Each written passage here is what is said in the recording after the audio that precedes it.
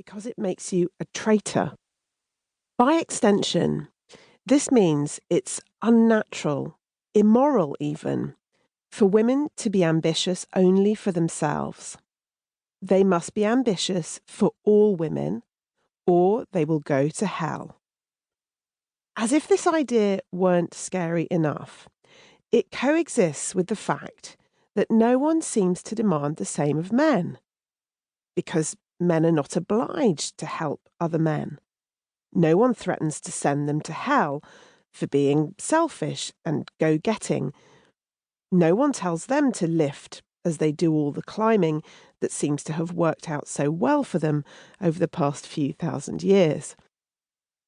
Another point of concern is that whenever I've heard these expressions referenced over the years, it's often by a woman who pays lip service to helping other women, loudly declaring herself such a feminist, it's my passion, at every available opportunity, whilst doing as much as possible to promote her own cause and absolutely nothing to promote anybody else's work. Not you, former Secretary of State Albright. You are safe from the fires of hell, especially because you have an excellent collection of brooches. So here's the thing. These lift as you climb ambitions appear to be positive and fabulous, but in fact they are steeped in hypocrisy, narcissism, judgment, veiled threats, and a weird misogyny that you are a hateful woman if you're not enough of a sister. When I first heard about the expression and began to look at how it relates to what I see around me, I started to worry about how this complex feminist intention can be defined, calibrated, measured. How much lifting is enough lifting? Does it count if you try to lift someone and you fail? What if the rung of the ladder that you're standing on snaps whilst you're trying to lift a sister up and you bring her down with you? Is there something a bit patronising about trying to help other women who might be doing just fine on their own without your meddling help? Do you have to wait for someone to ask for your help, or should you just offer it? What if someone asks you for help whom you find really annoying? Do you have to lift them too? As you can see, I have spent a lot of my time worrying about ending up in hell.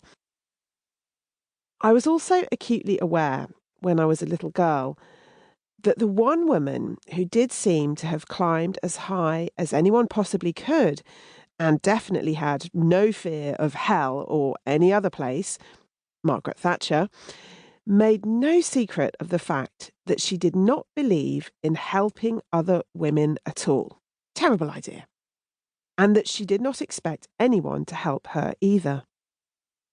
I had the impression that if anyone did attempt to assist her in any way, she would bat them away with her handbag.